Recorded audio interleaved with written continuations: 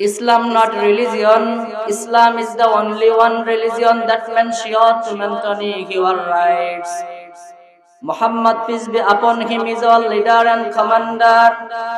He is the last and finally messenger of Allah subhanahu wa ta'ala in the world. Al-Quran is our constitution, Jannah is our way, Shahadat is our teacher. We are all persons say soundly Allahu Akbar. বলেন তো আসমান আর জমিনের মালিক কে? কেউ যেটা জানে না সেটা জানেন কে? কেউ যেটা বোঝে না সেটা বোঝেন কে? সে আল্লাহর দরবারে মাথা অবনত চিত্তে কালিমাতুশ শুকর আদায় করতেছি। সকলেই কণ্ঠের সাথে কণ্ঠের তাল মিলিয়ে একযোগে পড়তেছি আলহামদুলিল্লাহ। রব্বানা লাকাল হামদ হামদান কাসীরান তাইয়িবান মুবারাকান ফীহি লাকাল হামদু বিল ইসলাম লাকাল হামদু বিল ঈমান লাকাল হামদু বিল কোরআন। মুসলমান একটু জবাব দেন তো, প্রশংসা করলাম কার? আল্লাহর প্রশংসা করলে আমাদের লাভ নাকি লস? আল্লাহ রাব্বুল আলামিন পবিত্র কোরআনুল কারীমের 13 নম্বর পারার 14 নম্বর সূরা সূরা ইব্রাহিমের 7 নম্বর আয়াতের মধ্যে বলেন, লা ইন শাকারতুম লা আযীদান্নাকুম ওয়া লা ইন কাফারতুম ইন্না আযাবি লাশাদীদ। আল্লাহ বলেন, বান্দা যদি আমার নিয়ামত বোঝার পর দুনিয়ার জমিনে আমার প্রশংসা জ্ঞাপন করে, তাহলে বান্দারে আমি যা দিয়েছি তা আরো বাড়িয়ে দেব। সুবহানাল্লাহ পড়ে। মুহাম্মাদুর রাসূলুল্লাহ সাল্লাল্লাহু আলাইহি ওয়াসাল্লাম বলেন, সহিহ মুসলিমের বর্ণনা, 1 নম্বর খণ্ড 2 নম্বর অধ্যায়, কিতাবুত তাহারাতের 422 নম্বর হাদিস। বিশ্বনবী সাল্লাল্লাহু আলাইহি ওয়াসাল্লাম বলেন, সুবহানাল্লাহি ওয়াল হামদুলিল্লাহি তামলানে আও তামলাউ মা বাইনাস সামাওয়াতি ওয়াল আরদ। যদি দুনিয়াতে কোনো মানুষ একবার বলে সুবহানাল্লাহ, কি বলে বলেন তো? আল্লাহর নবী বলেন, যদি কোনো মানুষ একবার বলে সুবহানাল্লাহ, যদি একবার বলে আলহামদুলিল্লাহ, তাহলে ওই বিশাল আসমান আর জমিন মাঝখানে যা ফাঁকা দেখা যায়, আল্লাহ মেহেরবানি করে সব নেকি দিয়ে ভরিয়ে দেন। এই জন্য সুবহানাল্লাহ বলে লস হলো নাকি লাভ হলো? আপনারা বলতে রাজি আছেন তো? সাথে সাথে দরুদ ও সালাম পেশ করছি মদিনার বুকে শুয়ে থাকা সেই রাসূলের প্রতি, যেই রাসূল মানব জীবনের চরম পরম আদর্শ, যেই রাসূল আপনার আমার সকলের জন্য আদর্শনীয় নেতা, যেই রাসূল সাইয়্যিদুল মুরসালিন খাতামুন নবীন মরুর দুলাল দুলালে আমিনা শাহে মাদিনা জনাবে রাসূলুল্লাহ, সবাই বলি সাল্লাল্লাহু। রাসূলের উপর এই যে দরুদ পড়লাম, আমাদের লাভ হয়েছে নাকি হয় নাই? লাভ হয়েছে। বলেন তো কি লাভ হয়েছে? জানেন না? সহিহ মুসলিম খুলবেন, 1 নম্বর খণ্ড 4 নম্বর অধ্যায়, কিতাবুস সালাত। এই অধ্যায়ের 798 নম্বর হাদিস। সুনান নাসাই হাদিসের একটি কিতাব, এই গ্রন্থ খুলবেন 13 নম্বর অধ্যায়, অধ্যায়ের নাম কিতাবুস সাহু। এই অধ্যায়ের 1299 নম্বর হাদিস। আবু হুরায়রা রাদিয়াল্লাহু তাআলা আনহু বলেন, বিশ্বনবী সাল্লাল্লাহু আলাইহি ওয়াসাল্লাম বলেন, মান সাল্লা আলাইয়া ওয়াহিদাতান সাল্লাল্লাহু আলাইহি আশরা। কোন মানুষ যদি আমি নবীর প্রতি একবার খুব সুন্দর মনোযোগ সহকারে দরুদ পাঠ করে, তাহলে আল্লাহ রাব্বুল আলামিন তার উপর নগদ 10টা রহমত নাজিল করেন। সুবহানাল্লাহ। তাহলে আপনি রাসূলের উপর দরুদ পড়লেন, রহমত পাইছেন নাকি পান নাই? কয়টা রহমত বলেন তো? এ দরুদ পড়ার জন্য আদেশ করছেন কে? বলেন তো কে আদেশ করছে? আল্লাহ রাব্বুল আলামিন বলেন পবিত্র কোরআনুল কারীমের মধ্যে 22 নম্বর পারার 33 নম্বর সূরা সূরা আহজাবের 56 নম্বর আয়াতে আল্লাহ বলেন ইন্নাল্লাহা ওয়া মালাইকাতাহু ইউসাল্লুনা আলান নবী ইয়া আইয়ুহাল্লাযীনা আমানু সাল্লু আলাইহি ওয়া সাল্লিমু তাসলিমা। আল্লাহ এই আয়াতের মধ্যে বলেছেন ঈমানদারেরা তোমরা তোমাদের নবীর প্রতি দরুদ পড়বা, সালামও দিবা। সুবহানাল্লাহ বলেন। এজন্য রাসূলের প্রতি দরুদ পড়লেন, সালাম দিলেন, লস হইছে? যারা দিলেন না, এই সালামও পড়লেন না, তাদের লাভ হইছে? অনেক মানুষ এখনো প্যান্ডেলের বাইরে আছে, রাস্তায় ঘোরাঘুরি করতেছে না। মেহেরবানি করে এদিকে চলে আসেন। আজ আমরা কোনো ভূমিকা ছাড়াই সরাসরি কথা শুরু করবো ইনশাআল্লাহ। আপনারা এই মাহফিলে আসতে পেরেছেন, এজন্য খুশি না বেজার? অল্প না বেশি? যদি বেশি হয় একটু তাকবীর দান তো। লিল্লাহিত তাকবীর। আরেকবার জোরে বলুন তো, লিল্লাহিত তাকবীর। লালমনিরহাট জেলার কালীগঞ্জ থানা শ্রুতিধর ফোরকানিয়া মাদ্রাসার সংলগ্ন এক রাত ব্যাপী এক বিশাল তাফসীরুল কোরআন মাহফিলের সম্মানিত সভাপতি, সম্মানিত প্রধান অতিথি, বিশেষ অতিথিবৃন্দ এবং আমার সামনে আগে যারা আলোচনা করেছেন বিশেষ বক্তা, দ্বিতীয় বক্তা এবং প্রধান আকর্ষণ, মঞ্চ উপবিষ্ট এ জাতির মাথার তাজ উলামায়ে কেরাম, ধুলির আসনে বসে থাকা আমার একান্ত বাবাজিরা, স্নেহের কচি কাচারা, সমবয়সী যুবক ভাই ও বন্ধুরা, পর্দার অন্তরালে অবস্থানরতা আমার একান্ত আত্মীয়া, আলেমা, হাফেজা, পর্দাশিনী আমার মা ও বোনেরা, সকলের প্রতি আমার আন্তরিক সালাম এবং অভিনন্দন। আসসালামু আলাইকুম ওয়া রাহমাতুল্লাহ। আপনারা সবাই কেমন আছেন? ওয়াজ শুনতে শুনতে শীতে জমে গেছেন নাকি? জমে যান নাই তো? কিছুক্ষণ কথা বললে কথা বলা যাবে? শুনতে পারবেন তো আপনারা? আমাদের মুরব্বী বাবাজিদের যে আওয়াজ, যুবক মানুষ যদি থাকতো তাহলে তো অন্যরকম হয়ে যেত। আমি শুনতাম পুরান চাউল ভাতে বাড়ে। পুরান চাউল কিসে বাড়ে? মানে ভাতে বৃদ্ধি পায়। তো মাহফিলে মনে হচ্ছে সেই পুরান চাউল আমাদের যা থাকার সব আছে, নতুনগুলো সব দোকানপাটে আছে, ঠিক কি না? এ নিয়ে আমাদের টেনশনের কোনো কারণ নাই। আপনারা মনে রাখবেন, মানুষ কম থাক আর বেশি থাক, আল্লাহর ফেরেশতার অভাব, আল্লাহর ফেরেশতা দিয়ে আল্লাহ সব সামলিয়ে নেবেন ইনশাআল্লাহ। সুতরাং এই স্বল্প সময় পরিসরে আপনাদের সামনে আমি একটি আলোচনা পেশ করতে চাই। Today my subject of theme, আজকের আমার আলোচনার বিষয় হলো Islam is the complete code of life for human being in the world. এই পৃথিবীতে ইসলামটা হলো মানব জীবনের জন্য পূর্ণাঙ্গ জীবন বিধান। এই বিষয়টা আপনাদের শোনাতে চাই। শুনতে রাজি আছেন? কেন এই বিষয়ে আলোচনা করব জানেন?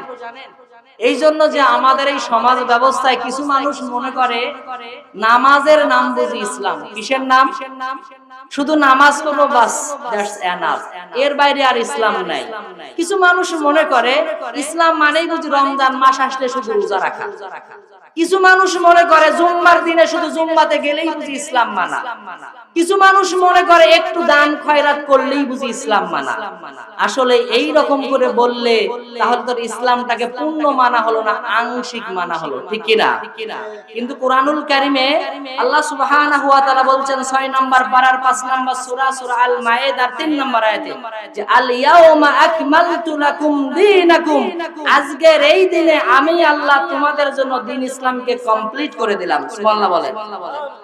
আল্লাহ ইসলামকে কমপ্লিট বলছেন, এটা কি নামাজ, রোজা, হজ, যাকাত সব মিলে না কিছু বাদ দিয়ে? সব মিলে না।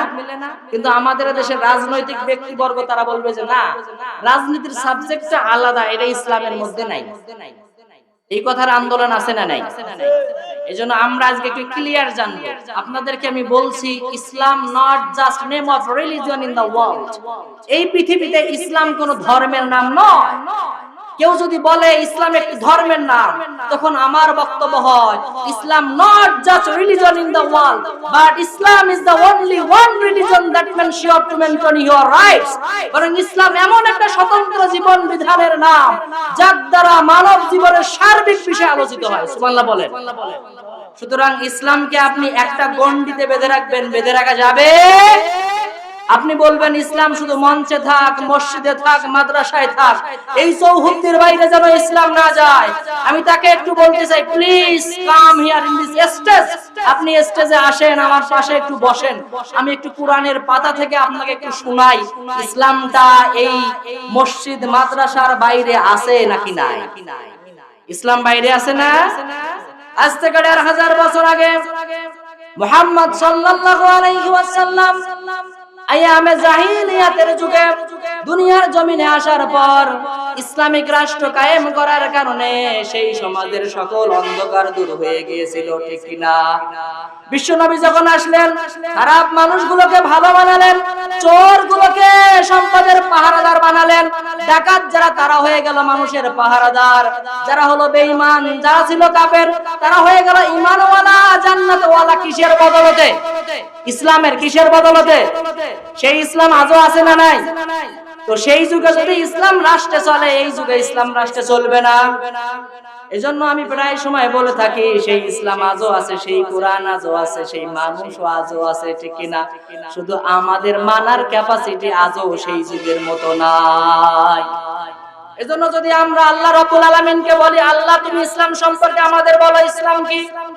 আল্লাহ রাব্বুল আলামিন কুরআনুল কারীমে বলেন, ৩ নম্বর পারার ৩ নম্বর সূরা, সূরা আল ইমরানের ১৯ নম্বর আয়াত, আল্লাহ জানিয়ে দেন, ইন্নাদ-দীনা ইনদাল্লাহিল ইসলাম, নিশ্চয় তোমার আল্লাহর কাছে মনোনীত একমাত্র কেবলমাত্র ধর্মের নাম হলো ইসলাম। সুবহানাল্লাহ পড়ে। তাহলে ইসলাম ছাড়া এই দুনিয়ায় ধর্ম আছে না নাই? আছে অনেক ধর্ম, কিন্তু এগুলো আল্লাহর মনোনীত। তার মানে আপনি ইসলাম ছাড়া যাই কিছু মানতে চান, এগুলো আল্লাহ মানবেন না, এগুলো আল্লাহর মনোনীতও নয়। আল্লাহর মনোনীত কেবলমাত্র একটা ধর্ম, চিল্লাই বলার নাম কি? আমার ভাইরা, এই ইসলাম সম্পর্কে জানতে গেলে আপনাকে ৩টা স্টেপ জানতে হবে। First step, introduction of Islam and Muslim. আপনাকে জানতে হবে ইসলামের পরিচয় আর মুসলমানের পরিচয়। ফার্স্ট কি জানতে হবে বলেন? ইসলামের পরিচয় আর মুসলমানের পরিচয়। সেকেন্ড, আপনাকে একটা জিনিস জানতে হবে, what's the relationship between Islamic religion and human kind. আপনাকে অবশ্যই জানতে হবে ইসলাম আর মুসলমানের মধ্যে সম্পর্ক কোন জায়গায়, এটা আপনাকে জানতে হবে। থার্ড, আপনাকে জানতে হবে classification of human being in terms of duties and responsibilities. এই দুনিয়াতে মানব জীবনের যা দায়িত্ব কর্তব্য থাকে, সেই বিবেচনায় একজন মানুষের কত প্রকার দুনিয়ার জমিনে হতে পারে, এই সবগুলোর সমাধান যদি কোরআন একবার দেয়, তাহলে আপনার আমার কাছে চির পরিচিত একটি সংজ্ঞা হবে ইসলাম পরিপূর্ণ জীবন বিধান, ঠিক না? এবার শুনতে রাজি আছেন? আমরা কোরআনকে এবার জিজ্ঞেস করছি, কোরআন তুমি বলো, হোয়াটস দ্য মিনিং অফ ইসলাম? ইসলাম মানে কি? আপনারা আমারে বলেন তো, ইসলাম মানে কি? ইসলাম মানে কি বলেন তো? ইসলাম মানে কেউ জানেন না। আমি যদি এবার বলি, কোরআন তুমি বলো ইসলাম মানে কি? কোরআন বলবে, the meaning of Islam is, ইসলাম অর্থ হলো সারেন্ডার, আত্মসমর্পণ করা। সুবহানাল্লাহ বলেন। এতদিন ইসলাম মানে কি বুঝে আসছেন? নামাজ। ইসলাম মানে কি বুঝে আসছেন? রোজা। আজকে আমি অর্থ বলতেছি। আমি বললাম হোয়াটস দ্য মিনিং অফ ইসলাম? ইসলাম অর্থ কি? তখন কোরআন যে অ্যানসারটা দেয় প্রত্যেক আরবি ভাষার অভিধানে, তা হলো the meaning of Islam is surrender. ইসলাম মানে হলো আত্মসমর্পণ করা, সারেন্ডার করা, মাথা পেতে মেনে নেওয়া। সুবহানাল্লাহ বলেন।